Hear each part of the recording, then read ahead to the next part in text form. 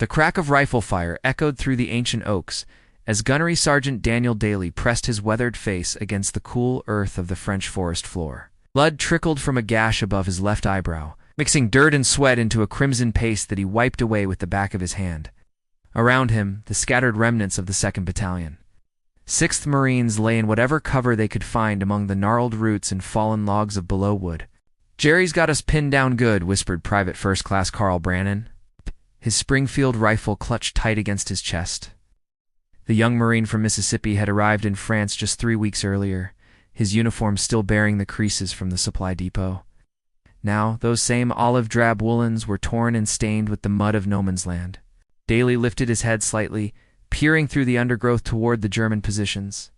Machine gun nests dotted the forest like deadly spider webs, their Maxim guns sweeping back and forth in precise arcs of death.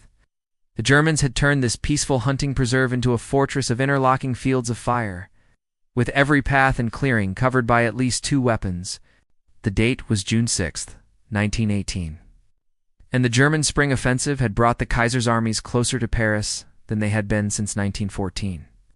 General Erich von Ludendorff's forces had smashed through British and French lines along the Western Front, advancing over 30 miles in some sectors. Now, desperate Allied commanders had called upon the newly arrived American expeditionary forces to help stem the tide. According to contemporary military records documented in the Marine Corps Historical Branch archives, the 4th Marine Brigade had been hastily deployed to plug a dangerous gap in the French lines near Château Thierry. The Marines found themselves facing veteran German troops from the 237th Division.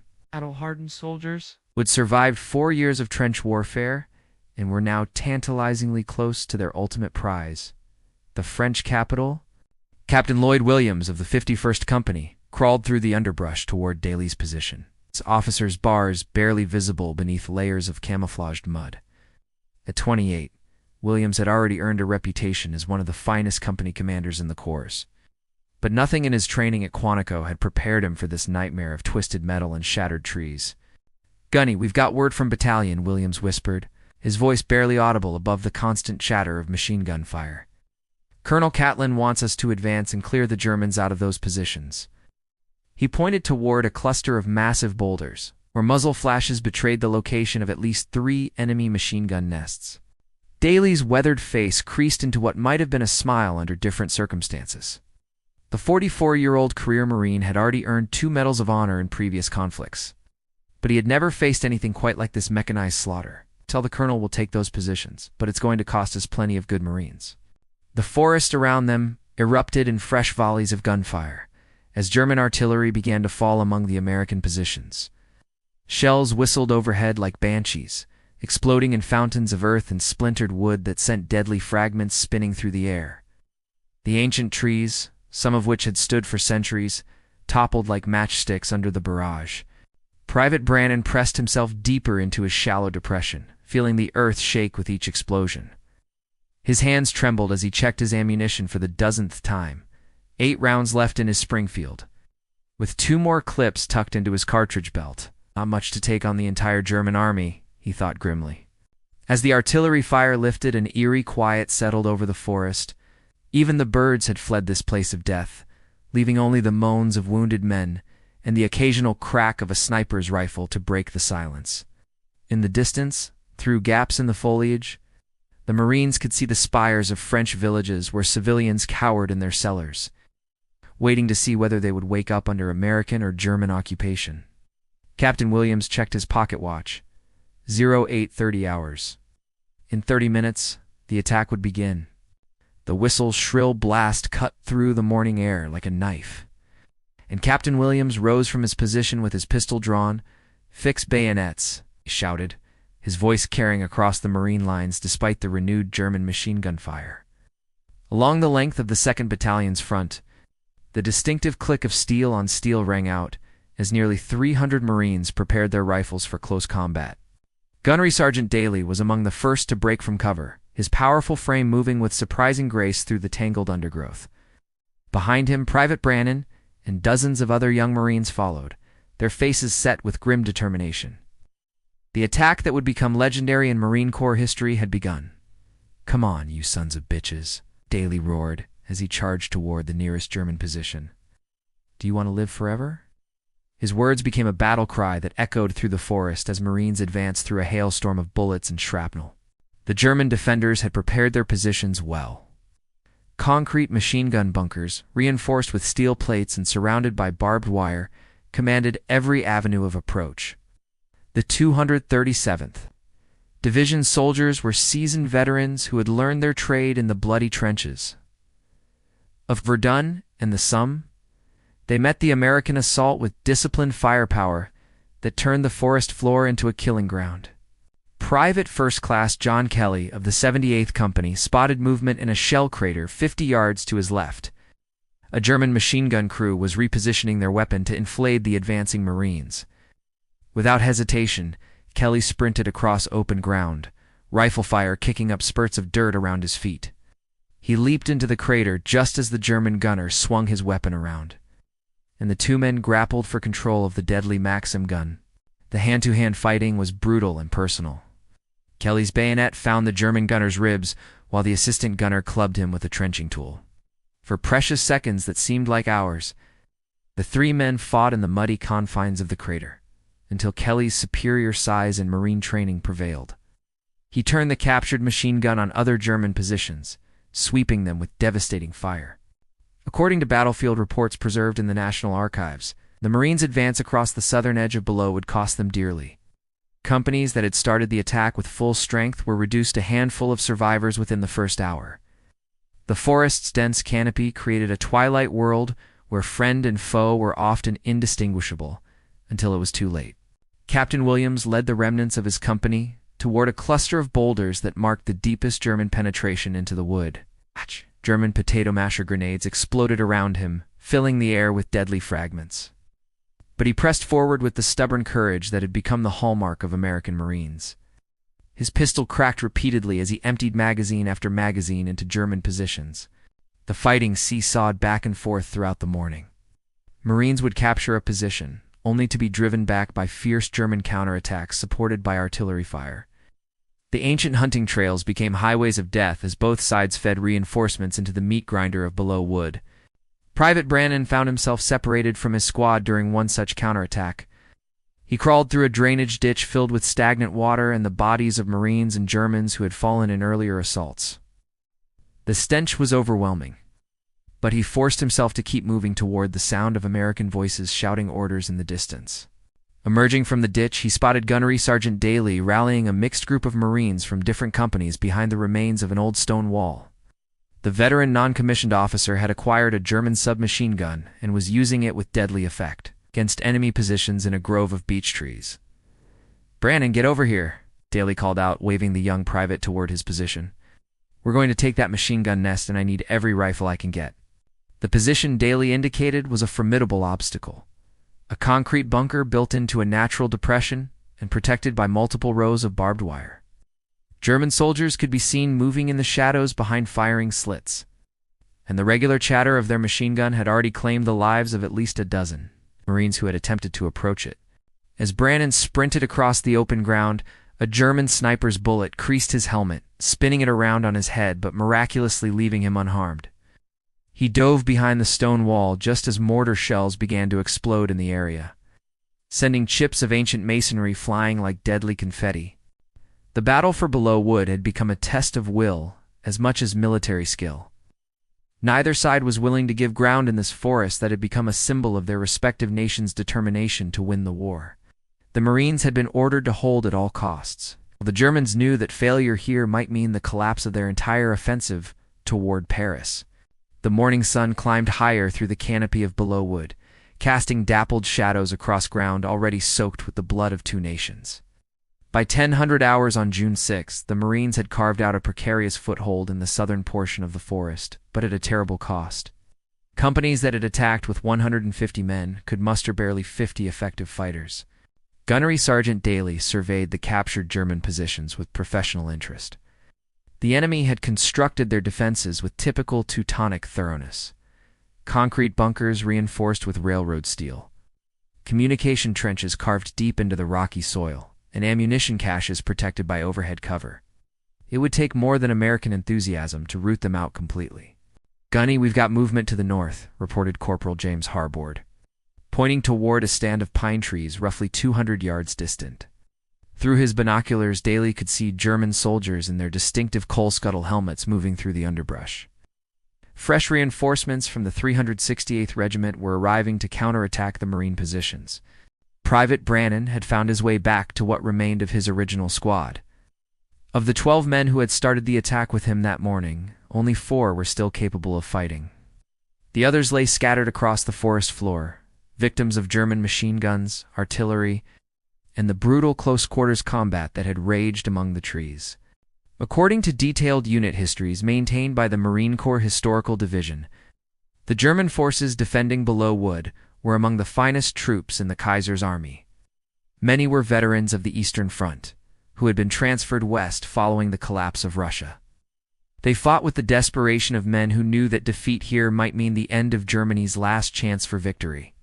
Captain Williams had established his command post in a captured German bunker, its concrete walls still bearing chalk marks where enemy officers had planned their own defensive operations. He was studying a hand-drawn map of the forest when the first German grenades exploded just outside his position. "They're hitting us from 3 directions," shouted Lieutenant Oscar Peck, Williams' executive officer, as he dove through the bunker entrance. The young officer's uniform was torn and blackened from explosions, and his left arm hung useless at his side where shrapnel had found its mark. Williams grabbed his rifle and moved to the firing slit facing north. Through the narrow opening, he could see German soldiers advancing in short rushes from tree to tree, using the forest's natural cover with the skill of experienced hunters. Their gray uniforms made them nearly invisible in the shadows. Only the muzzle flashes of their weapons betrayed their positions. The fighting that followed was unlike anything in previous American military experience. This was not the open warfare of the Civil War or the colonial conflicts of the previous century. In Belleau Wood, battles were fought at ranges measured in yards rather than miles, with victory or defeat often determined by the courage and skill of individual soldiers rather than grand strategy. Private Kelly, the hero of the morning's machine gun capture, found himself defending a position that changed hands 3 times in as many hours. German assault troops would overwhelm the Marines with grenades and automatic weapons, only to be driven back by desperate counterattacks launched from positions deeper in the wood. Gunnery Sergeant Daly seemed to be everywhere at once during the German assault, appearing at critical points along the Marine line with additional ammunition or reinforcements scraped together from headquarters, personnel and walking wounded. His presence alone was worth a full squad of riflemen, as young Marines drew strength from his calm competence under fire. "Hold what you've got," Daly shouted to a group of Marines who were wavering under intense German pressure. "Help is coming." Whether help actually was coming, he had no way of knowing, but his words had the desired effect. The Marines steadied their fire and held their ground. The German flamethrower attack came without warning. Private Brannan was reloading his rifle when jets of liquid fire erupted from positions he had thought were empty. The ancient trees caught fire immediately, their dry summer foliage creating an inferno that threatened to consume friend and foe alike. Marines scattered from positions they had paid for in blood, coughing and choking in the thick smoke. Through the chaos, Captain Williams organized a fighting withdrawal to secondary positions prepared earlier in the day. His Marines moved by bounds, one group providing covering fire, while another fell back to the next defensible line. It's a textbook maneuver that probably saved the lives of scores of Marines who might otherwise have been trapped by the advancing fires. The battle for Belleau Wood was entering a new and even more deadly phase. Both sides now understood that this forest had become more than just another tactical objective. It had become a test of national will and military prowess that neither could afford to lose. The acrid smell of burning wood and cordite hung heavy in the afternoon air as the Marines consolidated their new defensive line along a creek that wound through the heart of Belleau Wood. The clear water, which had probably served as a peaceful watering hole for deer and wild boar just days before, ran red with the blood of American and German soldiers. Captain Williams knelt beside the stream, using his helmet to pour water over a head wound that had left him dizzy and nauseous. Around him, his surviving Marines tended their own wounds with field dressings that were already running short. The battalion aid station had been overrun twice during the German counterattack, and medical supplies were critically low. "Captain, I count 37 effectives in the company," reported Corporal Harbord, his voice hoarse from shouting orders through the smoke and gunfire.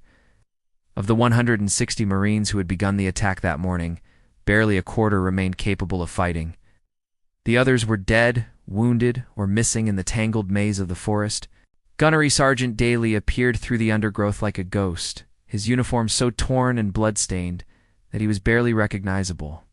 In his hands he carried a German light machine gun and several belts of ammunition salvaged from enemy positions.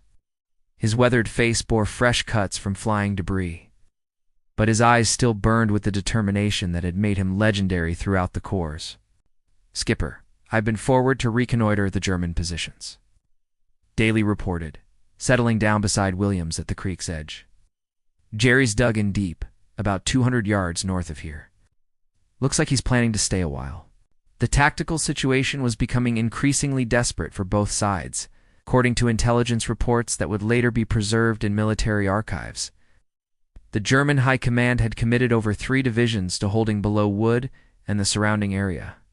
General von Ludendorff understood that if the Americans could establish a firm foothold here, it would serve as a springboard for counterattacks that could threaten his entire offensive toward Paris. Private Brannan had found temporary shelter in a shell crater alongside 2 Marines from different companies. Private Harold Pierce from Boston and Private Sam Johnson from Alabama had lost their units during the chaotic fighting and attached themselves to any group that would have them. In the crucible of combat, traditional military organization had given way to a more primitive form of survival, based on small groups of men who trusted each other with their lives. "How much ammunition you got left?" Pierce asked Brannan, checking his own supply with the practiced movements of a veteran, though he had been in France for less than a month. 3 clips, Brannan replied, patting the cartridge pouches on his belt, plus what's in the rifle. "You about the same?" "Johnson's got a couple of grenades he picked up from a dead German." The 3 Marines understood without speaking that they were probably going to die in this French forest. The only question was how many of the enemy they could take with them. The German artillery bombardment that began at 1500 hours was the heaviest yet experienced by the Marines in France. Shells of every caliber from light mortar to heavy howitzers rained down on their positions with mechanical precision. The forest itself seemed to writhe and scream, as ancient trees exploded into splinters, and the very ground shook with each detonation. Captain Williams pressed himself into the muddy bank of the creek, feeling the earth tremble beneath him as shells exploded overhead. Fragments of steel and wood rained down like deadly hail, and the concussion of near misses left his ears ringing and his vision blurred. Somewhere in the distance, he could hear Marines screaming for corpsmen who might or might not still be alive to answer their calls. When the barrage finally lifted after what seemed like hours, but was probably only 30 minutes, Williams raised his head to survey the devastation. The forest around their position looked like a lunar landscape. Trees that had stood since before the American Revolution were reduced to shattered stumps, and the ground was churned into a moonscape of overlapping shell craters filled with murky water and debris. "Here they come." The warning cry echoed along the Marine line as German infantry emerged from their positions and began advancing through the smoke and devastation.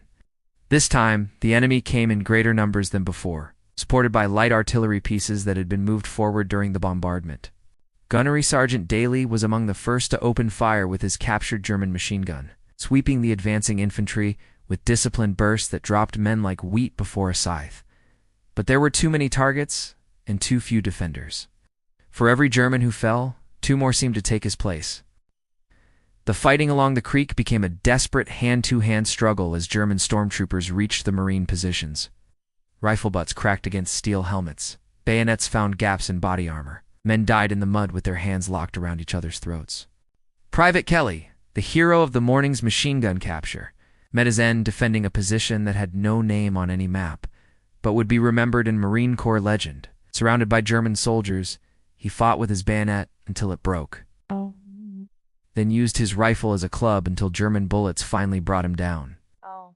His body was found later surrounded by the corpses of 6 enemy soldiers.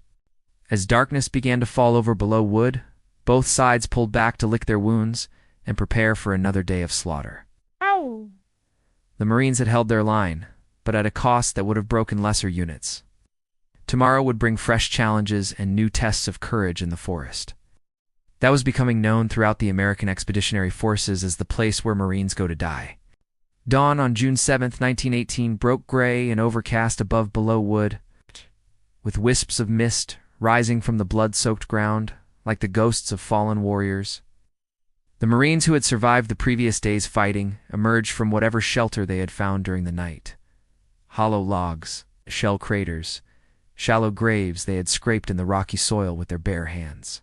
Captain Williams conducted his morning inspection of the line with the methodical thoroughness that had been drilled into him at officers' school, but the reality he found bore no resemblance to textbook warfare. His company, once a proud unit of 160 Marines, had been reduced to 23 effective fighters. Many of these bore wounds that in peacetime would have hospitalized them for weeks, but which they now ignored with the stoic courage of men who had seen too much death to worry about pain. "Gunny, what's our situation on ammunition?" Williams asked as Daly approached through the morning gloom, carrying a canvas bag filled with cartridges and rifle clips salvaged from the dead of both armies. "We've got enough for maybe 2 good firefights," Daly replied, his voice gravelly from shouting orders and breathing gunpowder smoke. "After that, we'll be down to bayonets and harsh language."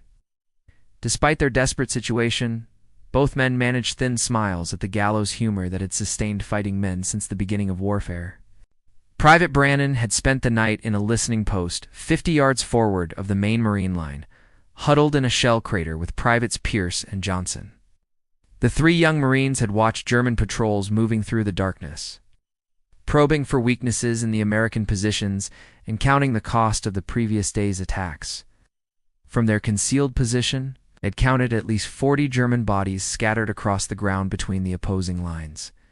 According to classified intelligence reports that would not be declassified until decades after the war, German casualties in Belleau Wood were mounting at an alarming rate. The 237th Division had lost nearly half its effective strength in just 2 days of fighting, and emergency reinforcements were being rushed forward from reserve positions near Soissons. The German High Command was beginning to realize that these American Marines represented a new and dangerous factor in the European war. The attack that morning came not from the north, as expected, but from the east, where German infiltration teams had worked their way through a dense thicket during the darkness. The first indication Williams had of the threat was when Private Johnson came sprinting back from his listening post, blood streaming from a head wound and his rifle missing its bayonet. "Captain, Germans in the wire," Johnson gasped, pointing back toward the positions he had just abandoned. "Look like a full company. Maybe more. They've got machine guns and mortar." Williams grabbed his field glasses and studied the eastern approaches to his position. At first, he could see nothing but the same tangle of broken trees and shell-torn earth that characterized the entire battlefield. Then movement caught his eye, a line of gray uniforms, advancing through the morning mist with the disciplined precision of veteran troops. The German assault fell upon the Marine positions like an avalanche. Mortar shells exploded among the American foxholes, followed immediately by concentrated machine gun fire that forced the defenders to keep their heads down. Then came the infantry, moving in short rushes from cover to cover with the skill that had made the German army the most feared fighting force in Europe. Gunnery Sergeant Daly had positioned himself at the most critical point in the Marine line, a slight rise in the ground that commanded approaches from 2 directions. His captured German machine gun chattered continuously as he swept the advancing enemy troops. But for every German who fell, another seemed to take his place. The ammunition belt feeding his weapon grew shorter with each burst of fire. "Brannan, Pierce, get over here with that rifle ammunition," Daly shouted above the din of battle. The 2 privates sprinted across open ground swept by German fire, carrying between them a wooden ammunition box they had salvaged from a destroyed supply dump. Bullets kicked up spurts of dirt around their feet, but somehow they reached Daly's position unharmed. Private Pierce met his end during one of these counterattacks, charging a German machine gun position with nothing but a rifle and bayonet. He had advanced to within 10 feet of the enemy weapon when German bullets cut him down. But his sacrifice allowed other Marines to flank the position and eliminate the gun crew with grenades. Captain Williams found himself fighting with a pistol in one hand and a German entrenching tool in the other. When enemy soldiers overran his command post, the hand-to-hand combat was vicious and personal, with men dying in the mud with their hands locked around each other's throats. Williams killed 2 German soldiers with his bare hands, before reinforcements arrived to drive back the assault. As the German attack finally began to weaken, Gunnery Sergeant Daly organized a counterattack of his own, leading the surviving Marines in a bayonet charge across ground littered with the dead of both armies. He drove the enemy back toward their original positions. His battle cry of "Come on, you sons of bitches! Do you want to live forever?" became legendary among the troops and would be remembered long after the war ended. By noon on June 7th, the Marines still held their positions in Belleau Wood, but the cost had been enormous. Companies had been reduced to squads, squads to fire teams, and fire teams to individual Marines fighting alone in foxholes scattered across the forest floor. Yet somehow, impossibly, the line held. The morning of June 26th, 1918, dawned clear and bright over what remained of Belleau Wood. Though the forest bore little resemblance to the peaceful hunting preserve it had been just 3 weeks earlier, where ancient oaks and beeches had once formed a verdant canopy, only blackened stumps and twisted metal remained. The very earth had been churned into a moonscape of overlapping shell craters, and not a single tree remained standing in some sectors of the wood. Captain Williams, now commanding the remnants of 3 companies consolidated into a single fighting unit, surveyed the German positions through binoculars that had been cracked by shrapnel but still functioned. After 20 days of continuous fighting, both sides were exhausted. But intelligence reports indicated that this would be the day of final reckoning in Belleau Wood. "Gunny, are the men ready?" Williams asked Gunnery Sergeant Daly, who had somehow survived 3 weeks of hell and still maintained the bearing of a professional Marine non-commissioned officer. Daly's uniform was more patched than original cloth, and his left arm was supported by a crude sling fashioned from a German gas mask strap. But his eyes still burned with the determination that had carried him through to previous Medal of Honor actions. "As ready as they'll ever be, Skipper," Daly replied, checking the action on his rifle with movements made automatic by 24 years of Marine Corps service. "We've got 43 Marines who can still pull a trigger, plus maybe a dozen walking wounded who insist they can fight." He paused, studying the tree line where German positions were located. "Ain't many for what we've got to do, but they're all Marines." Private Brannan had become something of a legend among the surviving troops.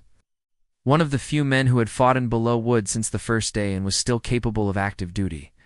The young Marine from Mississippi had killed at least 8 German soldiers in close combat, survived 2 direct artillery hits on his position, and been wounded 3 times without being evacuated from the battlefield.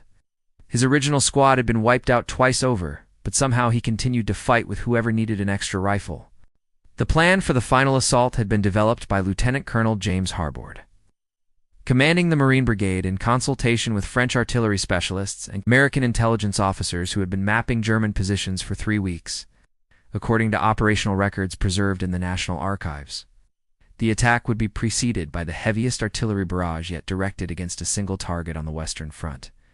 At precisely 0600 hours, the bombardment began. French 75mm guns, British howitzers, and American field artillery pieces opened fire simultaneously, creating a sound that could be heard 20 miles away in Paris. The forest disappeared in fountains of earth and splintered wood as shells of every caliber imaginable rained down on German positions with mechanical precision. Private Johnson, one of the Alabama Marines who had attached himself to Williams' company during the first day's fighting, crouched in his assault position and watched the artillery preparation with professional interest. He had been a farmer before the war, and the methodical destruction of the forest reminded him of clearing land for planting, except that the crop being harvested was human lives. "I never seen anything like that barrage," Johnson shouted to Brannan over the continuous thunder of exploding shells. "There ain't going to be nothing left of Jerry when we go in." But Johnson's optimism proved premature. When the artillery fire finally lifted at 0700 hours, and the Marines rose from their positions to begin the assault, German machine guns immediately opened fire from positions that had somehow survived the bombardment. The enemy had learned to dig deeper and build stronger bunkers during 3 weeks of constant shelling. Gunnery Sergeant Daly was among the first to reach the German wire, using wire cutters taken from a dead engineer to hack through the steel barriers that had channeled American attacks for 3 weeks. Behind him, Captain Williams led the assault with his pistol drawn, shouting encouragement to Marines who needed no urging to close with an enemy they had come to know all too well. The fighting that followed was brief but savage. German defenders, weakened by 3 weeks of continuous bombardment and constant pressure, put up fierce resistance in isolated pockets, but lacked the coordination to mount an effective defense. Many had been driven mad by the artillery fire and fought with the desperation of cornered animals. Private Brannan found himself in hand-to-hand combat with a young German soldier who couldn't have been more than 16 years old. For a moment, the two young men stared at each other across the narrow confines of a machine gun pit, each seeing his own mortality reflected in his enemy's eyes. Then training took over, and Brannan's bayonet found its mark. The German boy died with a photograph of his family clutched in his hand. By noon, on June 26th, the last German resistance in Belleau Wood had been eliminated.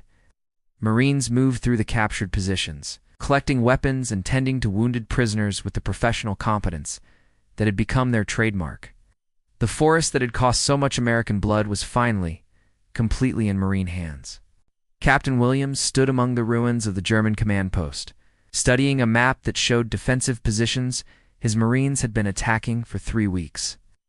The thoroughness of German preparations was impressive, even in defeat. Every position had been carefully sighted to support others. Every approach had been covered by interlocking fields of fire, and every bunker had been built to withstand direct artillery hits. "Gunny, send word back to Battalion," Williams ordered.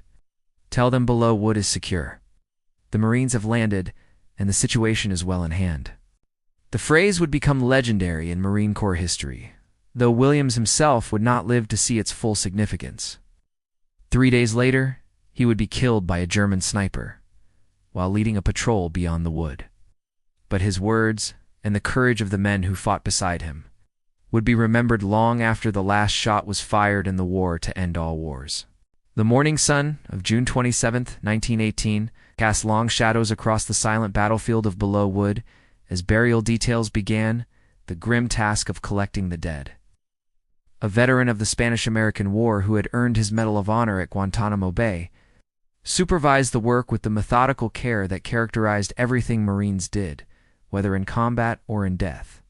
The statistics that would eventually be compiled by military historians told the story in stark numbers.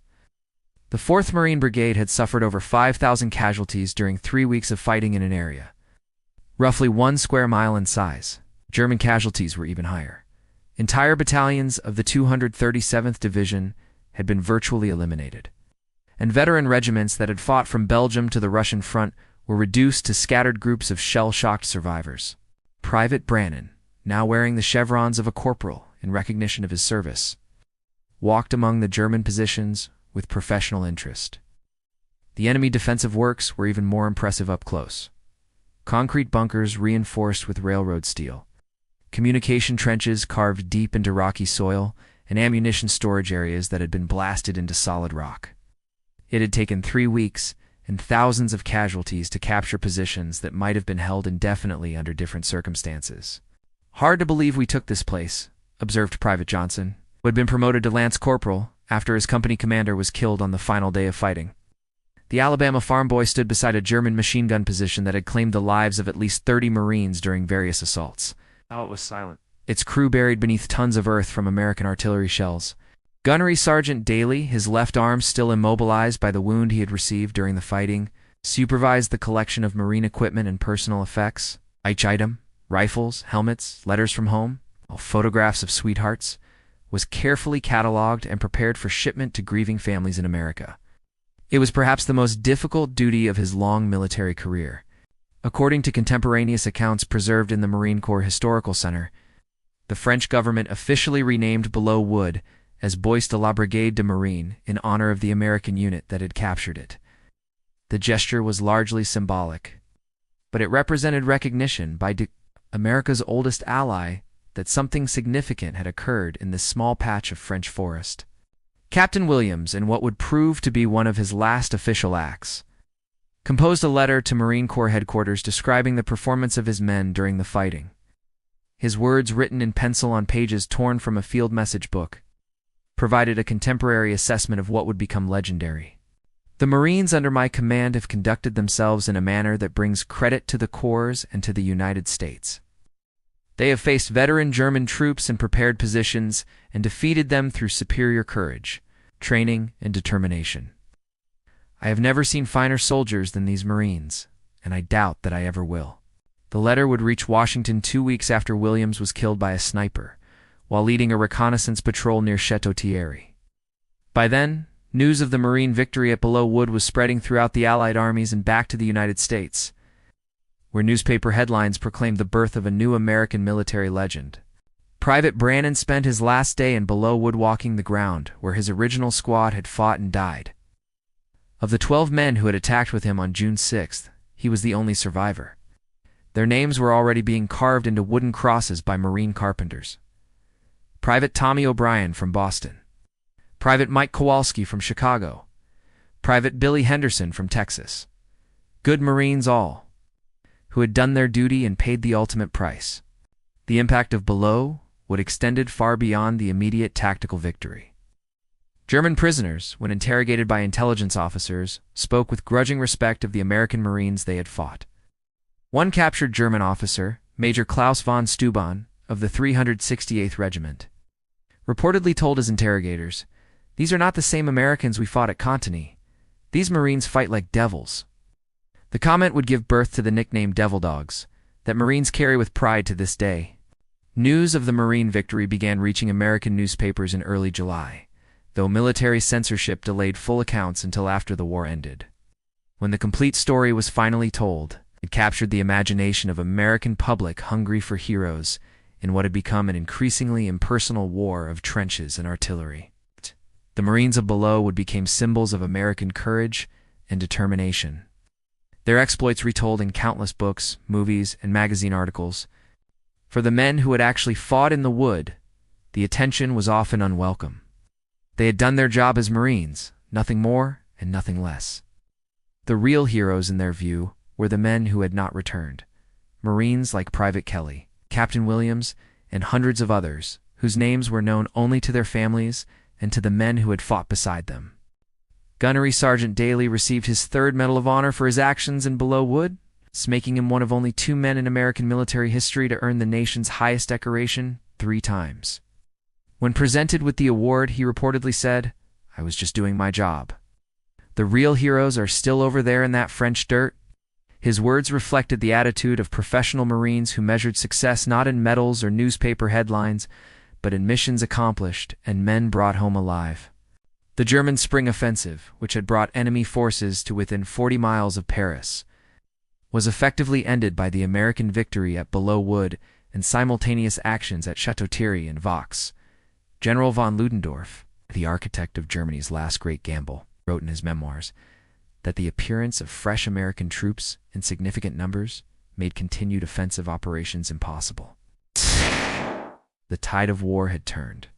As the burial details finished their work and the surviving Marines prepared to move to new positions along the Western Front, a strange quiet settled over Belleau Wood.